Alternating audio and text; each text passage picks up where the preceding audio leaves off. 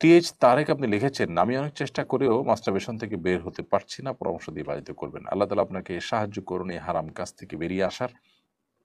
এটার জন্য নির্জনতাকে আপনি অ্যাভয়েড করবেন এবং যথাসম্ভব তাড়াতাড়ি বিবাহ করবেন। বিবাহের পর স্ত্রী থেকে খুব বেশি দিন বাইরে থাকবেন না এবং যে সমস্ত ভিডিও, যে সমস্ত ছবি, যে সমস্ত লেখা জোখা আপনাকে এই হারাম কাজ করতে বাধ্য করে বা সে পথে নিয়ে যায়, সেগুলোর পথ বন্ধ করে দিবেন। এটি হলো সবচাইতে কার্যকর উপায়।